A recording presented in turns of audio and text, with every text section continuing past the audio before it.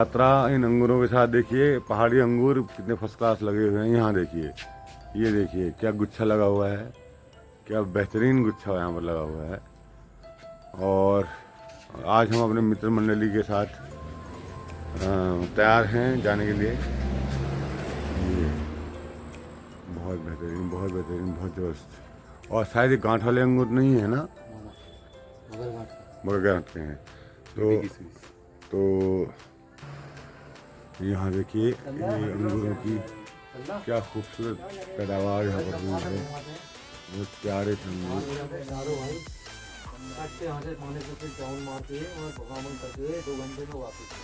और जो आज हमारी धन्नो तैयार है और पानी की जगह के साथ। और ये हमारे 3 मित्र तैयार हैं घुमाई के साथ। हम पहुँच गए हैं गौड़ी की सुर्ख और हसीन वादियों में। ये यहाँ का मंदिर है।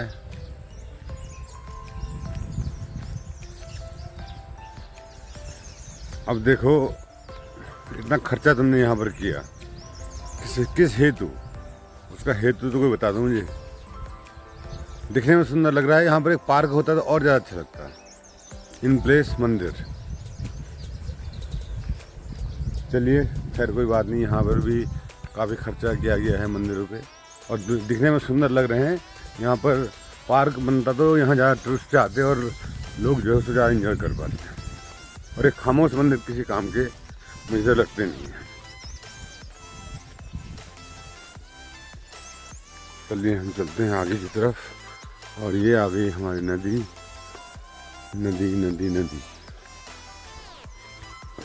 यहाँ इसी को नदी कहा जाता है ना।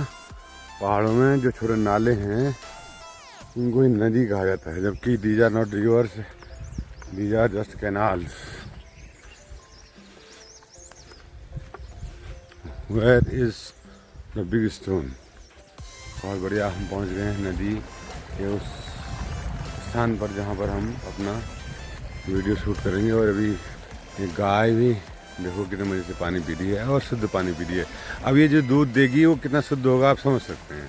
अब ऐसा ज़माना था एक पहले जो हम जी रहे थे अब, लेकिन अब हम पी रहे हैं नकली प्लास्टिक की थैली का दूध। और दीज आर रॉक्स, और what kind of rocks I don't know. These are rocks, they all are pretty looking, very good, very nice.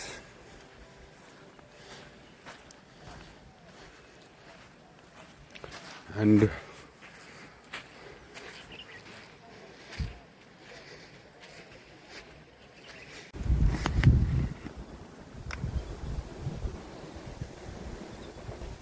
आइए आपको आज दिखाते हैं।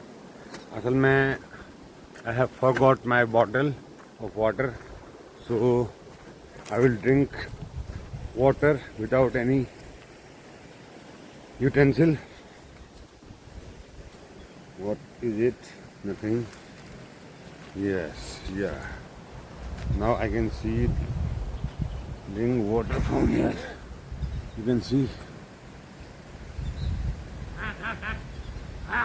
You can see like this.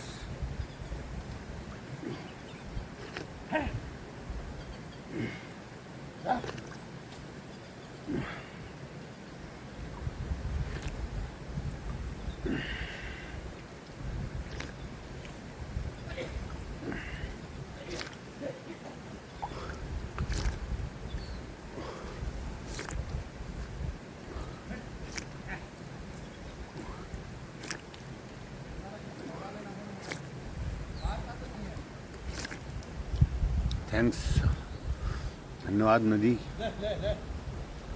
हमने आपसे जल ग्रहण किया और आपकी खूबसूरती में बहुत ना फंसने की मुन्ना, आज मछली ना फंसने की।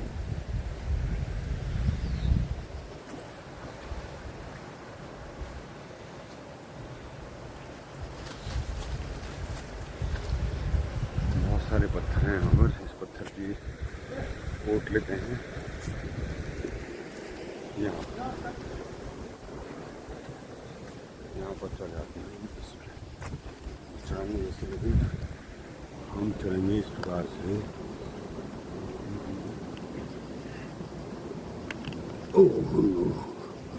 उड़ान हो गई, बच गया। इस प्रकार से नदी और पत्थर में यहाँ पर ऐसा लग रहा है जैसे हमारा आसन पहले से रेडी रखा हो। वाह, जैसे पत्थर ये ऐसा बना हुआ है, ये सपोर्ट भी और अच्छा है इसमें, बहुत बढ़िया यहाँ पर स्थिति है। चलिए, तो अविनाशी अंदर का सबको नमस्कार और सभी को प्रणाम। आज फिर से हम आपके सामने एक नए भाग में कुछ नए विचारों के साथ।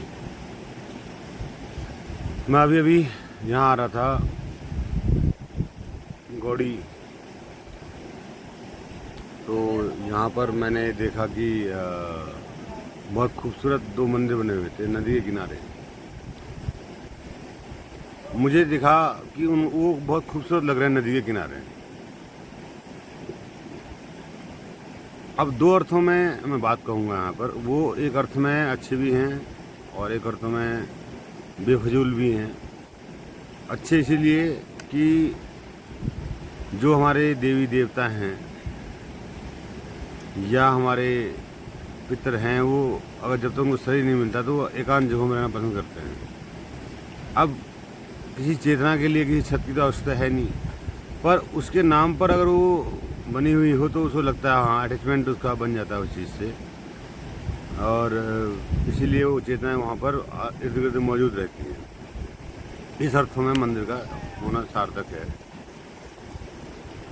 लेकिन दूसरे अर्थों में देखा जाए, नास्तिक के अर्थों में देखा जाए, तो वहाँ पर पार्क बन जाता या वहाँ पर कोई और योजना अच्छी बन जाती या कोई और अच्छा चीज़ बन जाती तो लोगों को लाभ होता, उसका आर्थिक रूप से लाभ होता, और टूरिस्ट आते, देखते, एंजॉय करते। वाटर पार्क बन जाता वहाँ पर, कोई झील से बन जाती वहाँ पर मंदिर की जगह पे, या वहाँ पर एक धर्मशाला बन जाती जहाँ पर रात मुफ्त लोग रुक पाते हो, खाने की व्यवस्था, बर्तन वगैरह सब मिल जाते उनको, और बाकी वो सब अपने हाथ से ले आते और खाते बनाते।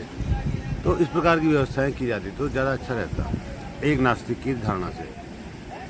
तो मैंने दोनों ही बातें आपसे कही कि नास्तिक की धारणा क्या है और आस्तिक की धारणा क्या है। लेकिन एक है तटस्थ धारणा कि मंदिर का उपयोग धर्मशाला की तरह भी किया जाए, मंदिर का उपयोग पिकनिक पर्यटन की तरह भी किया जाए, मंदिर का उपयोग पूजा के लिए भी किया जाए। मंदिर का जैसा उपयोग जनता करना चाहे वैसा उपयोग करे। वे तीसरा विकल्प है तटस्थ का। वहाँ पर पाठशाला भी चलाई जा सके बच्चों के लिए, वहाँ पर भूखों को भोजन खिलाया जा सके। लेकिन हम मंदिर बना के छोड़ देते हैं, वीरान, वर्षों तक वीरान पड़ रहते हैं, और कभी नवरात्रि में चले जाते हैं वहाँ दिया बत्ती करने के लिए, बाकी वो मंदिर वीरान पड़े रहते हैं, कोई पूछने वाला नहीं है। तो आज का विषय जो है वो ये है कि भगवान कहाँ है, और जो ये मूर्ति का क्या अर्थ है, और क्यों मूर्ति पूजा शुरू हुई, और क्या मूर्ति पूजा अच्छी है, क्या मूर्ति पूजा खराब है, कैलेंडर पूजा कहो या मूर्ति पूजा कहो, बात देखिए। अब मैं इसमें दोनों तरफ से ही आपको तर्क दूंगा, फिर आपको उनको तोलना है आपस में उन तर्कों को, और जो भारी निकले उसके साथ चले जाना है। पहला तर्क पक्ष में दूंगा मैं। मूर्ति जरूरी इसीलिए है, मूर्त आकार देना, आकार दिया आपने, सृष्टि ने आपको आकार दिया, मनुष्य का, धरती का, चांद का, तारों का आकार दिया, क्योंकि आकार देने वाला आकार में ही समाया है, इसीलिए आकार दी। आपको लगता है कि आकार दिया, आकार अब बाहर आकर ये सब प्रकार से समझ आया कि ये सारे आकार हैं, ये सब निराकार के आकार हैं, और बहुत सारे आकार हैं, बड़े कन्फ्यूजिंग स्थिति है। तो सेब, जैसे आकाश को आप सेब दोगे तो एक मकान बना लोगे, आपने कमरा बना लिया, उसके आकाश को घेर दिया और वो कमरा हो गया। तुमने आकाश को घेरा तो कमरा बना लिया, आपने आकाश को घेरा तो शरीर बना लिया। आकाश मतलब चैतन्य आकाश, मैं उसको चैतन्य आकाश बार बार इसलिए कहता हूँ क्योंकि वो आकाश ऐसा नहीं है कि न कुछ है, उसमें सब कुछ होने के बीज समाये हुए हैं। उस न कुछ में, उस आकाश में, उस चैतन्य आकाश में सब कुछ होने के बीज समाये हुए हैं। फिर भी वो न कुछ है, फिर भी वो दिखता नहीं है, जान भासता नहीं है और किसी प्रकार से पकड़ में नहीं आता। लेकिन उससे जो मन के एटम जुड़ जाते हैं, उस चैतन्य आकाश से जब इच्छाओं के कुछ एटम जुड़ जाते हैं, वासनाओं के कुछ एटम जुड़ जाते हैं, तो ये बात है। और इस बात को हमने समझना है कि आकार आप दे सकते हैं, और आकार देने वाला, किसी भी वस्तु को आकार देने वाला उस स्वयं उस आकार के अंदर, आकाश के भीतर आकार में ही समाया हुआ है। यही समझने वाली बात है। अब तुम मूर्ति पूजा इसलिए करते हो ताकि तुम भूल न जाओ कि तुमने उस मूर्ति आकार में, मूर्त में, आकार में उस निराकार को देख लेना है। उस मूर्ति को देखते देखते तुमने वो मूर्ति तुम्हारे सामने गायब हो जाए और वहाँ पर निराकार प्रकट हो जाए। इसीलिए मूर्ति पूजा बनाई गई। एकमात्र कारण इसका यही है, मूर्त में अमूर्त की खोज। अब जैसे मुस्लिम धर्म है, वो सीधे ही अमूर्त की बात करते हैं ना,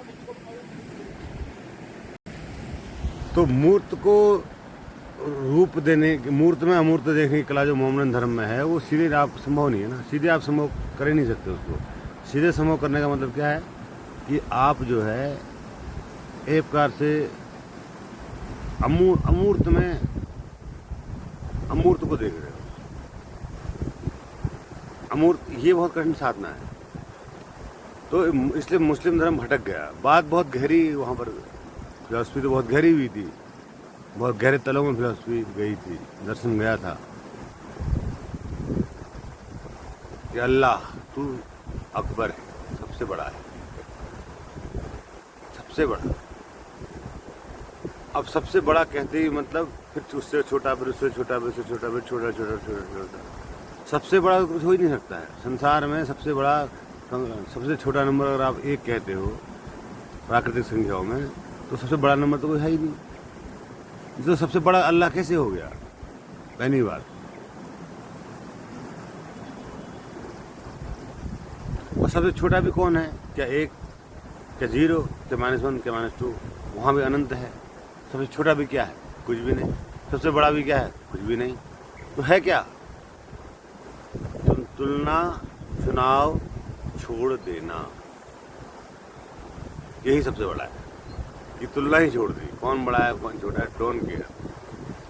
होनापन आपका, जस्ट बीइंगनेस, वो आपकी सबसे बड़ी जरूरी चीज है। तो बीइंगनेस में आप अपने होनेपन को देख पाते हैं, महसूस कर पाते हैं, ये देख पाते हैं कि मैं हूं।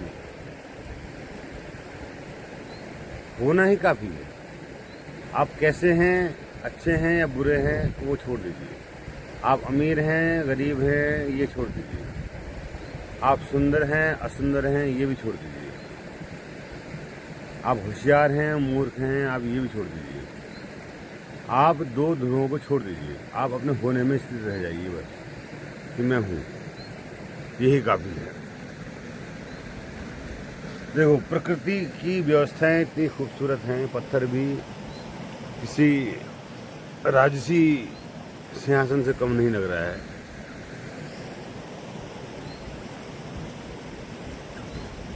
और मैं देखो अपनी टांग जो है इस तरह से लटका के नीचे बैठा हूँ और एक टांग मैंने ऐसी रखी है। बहुत आनंददायक पोज है। यहाँ से हम मूलाधार को छूते हैं और अपने 10 द्वार इंद्रिय के बंद रखते हुए आपसे बात करते हैं। तो मूर्ति पूजा, अब आ गई बात मूर्ति पूजा। अच्छी, मैंने मूर्ति पूजा के बारे में बता दिया आपको क्या है कहानी। अब लेकिन जो असल में हो रहा है वो क्या हो रहा है? असल में ये हो रहा है कि लोगों ने मूर्ति के साथ एक तादाद में जोड़ लिया है, तादाद में जोड़ लिया है कि हाँ, अगर आपको कोई समस्या है, कोई परेशानी है, तो ही आप मूर्ति के आगे हाथ जोड़, कोई तो हो जिसके आगे आप हाथ जोड़ा। आप आगे यहाँ हाथ जोड़ दें खाली नदी के आगे या पत्थर के आगे, तो आपको अपनी ही बात ऐसा लगेगा कि मैं किससे कह रहा हूँ। पर ब्रह्मांड सब सुनता है। आप बिल्कुल फिक्र ना करें, क्योंकि आपने आपके मन से निकला हुआ विचार की ध्वनि तरंग और आपके मुंह से निकले हुए विचार की ध्वनि तरंग ब्रह्मांड में जाती है। और ब्रह्मांड बेवकूफ़ नहीं है, ब्रह्मांड बहुत होशियार है, इंटेलिजेंट है, और वो सब सुनता है। लेकिन वो सुनता तो है, लेकिन क्यों वो तुम्हारे मन की नहीं करता? क्योंकि तुम्हारे कर्म बंधन तुम्हारे आड़े आते हैं। नहीं तो अगर तुम कर्म रहित, आसक्ति रहित होकर कोई इच्छा करो, आसक्ति रहित होकर, कितनी आसक्ति रहित होकर मतलब उस इच्छा से आपकी आसक्ति न जुड़ी हो कोई भी प्रकार की। मैं कहूँ कि मुझे तो इतना अमीर बना दे कि मैं पूरे देश को ही बदल डालूँ, इतना अमीर मुझे बना दे तो मैं देश को ही बदल डालूँ, पूरे विश्व को बदल डालूँ, क्योंकि पैसा तो कुछ भी कर सकता है। तो लेकिन ऐसी इच्छा मैं क्यों पालूँ और क्यों मैं ऐसा कहूँ? क्यों मैं इस बात की इंतज़ार करूँ? कोई बात नहीं, अगले जन्म में, नहीं तो अगले जन्म में, नहीं तो अगले जन्म में कभी न कभी तो मौका आएगा ही कि मैं सही रास्ते में चलूँगा और इस देश दुनिया को बदल डालूँगा। इन खूबसूरत वादियों को मैं बर्बाद नहीं होने दूँगा, आबाद कर दूँगा। इस धरती को पुनः मैं स्वर्ग में बदल दूँगा, ऐसा मैं सोचता हूँ। लेकिन माना कि ये संभव विचार नहीं हो, पर सोचना मेरा विचार तो है, एक विचार है मेरे अंदर, ऐसा भी था, मतलब कभी था, अभी है नहीं, वो था। बहुत पहले जब 24 7 8 9 10 11 में पढ़ता था, तब की बात है, तब मैं ऐसा सोचता था कि मेरे पास इतना पैसा हो कि मैं पूरी दुनिया को बदल डालूँ, देशों को एक कर डालूँ और डेमोक्रेटिक सिस्टम को ख़त्म कर डालूँ और योग्य व्यक्ति को ही मौका मिले ऐसा कुछ संविधान बना डालूँ। होता क्या मेरे संविधान में, जो प्रधानमंत्री पद के योग्य होता है प्रधानमंत्री बनाया जाता, उसकी एक समय सीमा होती, नहीं समय सीमा भी नहीं होती, उसमें एक डंडा होता। अगर आपकी कोई प्रूफ के साथ पब्लिक की तरफ से शिकायत आ गई, प्रूफ के साथ आपकी कोई शिकायत आ गई, ठीक है, एलिगेशन आएंगे, और जैसे ही आप वो प्रूफ हो और सिद्ध हो जाएगा तो आपको प्रधानमंत्री को त्याग करना पड़ेगा और साथ में आपको जेल जाना पड़ेगा। ये आपका शर्त होगी पद त्यागने की। ऐसा मैं सिस्टम प्रधानमंत्री बनाया था। और वो प्रधानमंत्री कोई नहीं होता, सारे में होता मुख्यमंत्री, प्रदेश मंत्री उनका नाम होता प्रदेश मंत्री। प्रदेश मंत्री मतलब जब भारत एक प्रदेश है उसका एक मंत्री, नेपाल एक प्रदेश है उसका एक मंत्री, पाकिस्तान एक प्रदेश है उसका एक मंत्री, और जो प्रधानमंत्री होता जो देश मंत्री होता है, पृथ्वी मंत्री होता, पृथ्वीपति होता, उसका नाम पृथ्वीपति रख देते, वो होता, वही सारे देश 199 सीटें हैं टोटल पूरे विश्व में, उनमें से जो सर्वश्रेष्ठ होता उसको पहले सर्वश्रेष्ठ 7 चुने जाते, 7 का भी इम्तहान लिया जाता, टेस्ट लिया जाता। टेस्ट कौन लेता? मेरे सिद्धांत जो मेरे सिद्धांत है वो टेस्ट लेते। वो टेस्टों में जो पास हो जाता है, टेस्ट लेने की संस्था होती है, एक कमेटी होती है, कि उसमें कोई घूस गारे और सिस्टम नहीं होता, कि वो बहुत ईमानदार लोग होते। जो मेरे दर्शन पर चले लोग होते वो बहुत ईमानदार किस्म के लोग होंगे। मेरे दर्शन पर जो चलेगा वो कोई बेईमान हो ही नहीं सकता है, वो 1 रुपये की भी बेईमान नहीं कर सकता है, क्योंकि मेरा दर्शन नहीं ऐसा है। तो हो गया, बन गया, विश्व सरकार भी बन गई, पृथ्वीपति बन गया, ये बन गया। अब चलाओ देश को, अब ना कोई वीजा की जरूरत, ना कुछ, सब एक दूसरे का सामान ट्रांसपोर्ट करो, आना जाना करो। और ये जो अराजक तत्व है, ये हिंदू मुस्लिम सिख ईसाई वाला मसला भी मैं निपटा देता हूँ, अभी निपटा देता हूँ। कोई भी पृथ्वी का धर्म नहीं होगा, पृथ्वी में कोई धर्म नहीं होगा, पृथ्वी में एक ही धर्म होगा, वो होगा मानव धर्म।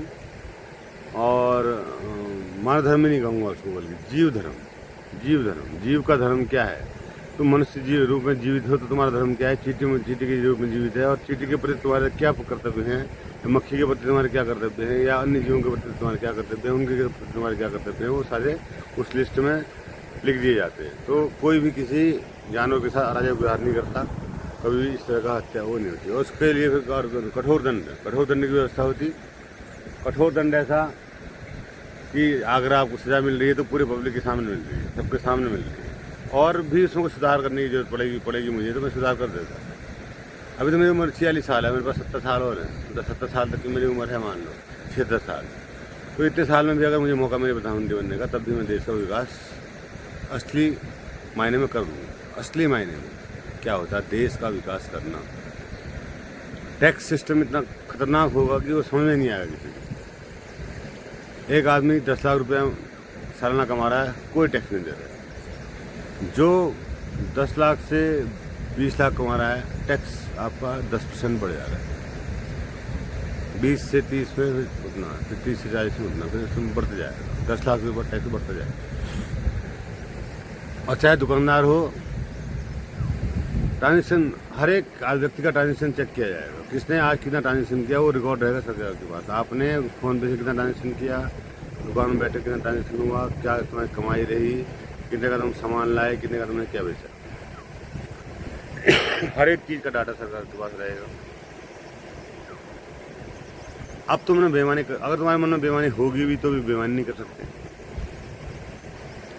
और ऐसी दुनिया होगी, कुछ दिनों कसमसाहट होगी दुनिया में, लेकिन बाद में बहुत अच्छा हो जाएगा। प्रदूषण सब खत्म हो जाएगा। कैसे खत्म होगा वो भी सुन लो।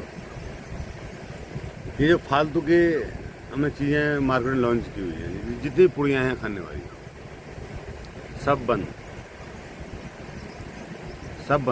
और उसके बदले क्या बनाओ आप, कोई ऐसा प्रोडक्ट बनाओ, इंडियन प्रोडक्ट बनाओ जो पसंद भी आए और हेल्थ के लिए भी अच्छा हो और नुकसानदायक भी ना हो।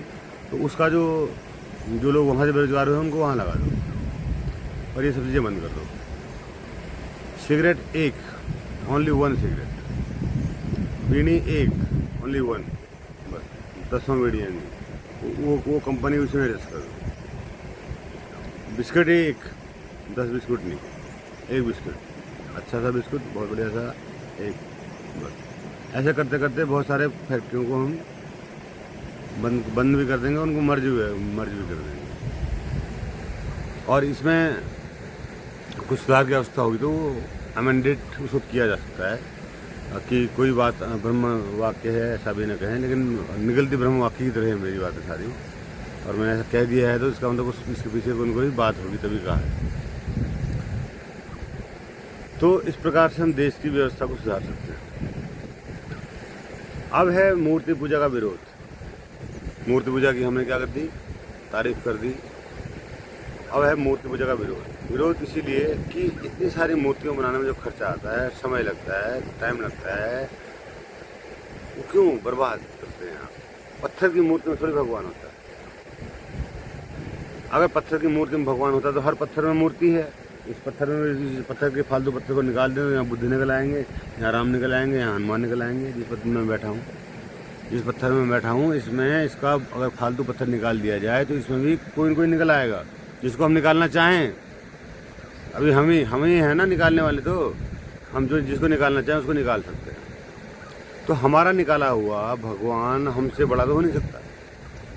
अब उसके आगे हम ही हाथ जोड़ रहे हैं कि हे भगवान तो हमें सफलता दे, हमें हमारे दुख को हर ले। ये कौन सी बेवकूफ़ी वाली बात हुई। तो इस अर्थ में मूर्ति पूजा व्यर्थ और बेकार। अब मेरे अर्थों में अगर आपको प्रेम को जानना हो, प्रेम की पराकाष्ठा को जानना हो, तो आप मूर्ति पूजा कर सकते हो। और मूर्ति पूजा ही एक ऐसा साधन है जिससे आप प्रेम को उपलब्ध हो सकते। क्योंकि आपका जो प्रेमी है, आपकी जो मूर्ति है, वो आपसे कोई डिमांड नहीं कर रही है। अगर आप उसे प्रेम कर रहे हैं, आप उसे देखे बिना, उसके बिना, उसके साथ, उसी के साथ उसमें एकाकार हो जा रहे हैं अगर आप, तो मूर्ति पूजा आपके लिए सार्थक है। तो इसीलिए फाइनली बात निकल के सामने आई, मूर्ति पूजा किन के लिए सार्थक है, किन के लिए असार्थक है, वो तय कर लें कि मैं किस प्रकार का व्यक्ति हूँ, मेरे लिए मूर्ति पूजा सार्थक है या नहीं है सार्थक। तो उसी हिसाब से आप इस बात को तय कर सकते हैं कि मूर्ति पूजा सार्थक है या नहीं। चलिए, काफ़ी लंबा वीडियो हो जाएगा, फिर मिलते हैं अगले वीडियो में। तब तक के लिए सभी को मेरा सादर प्रणाम। नमस्कार, आदाब, सबा खैर। आप सदा खुश रहें, आनंदित रहें और मोक्ष को नहीं तो बोध को जरूर प्राप्त करें।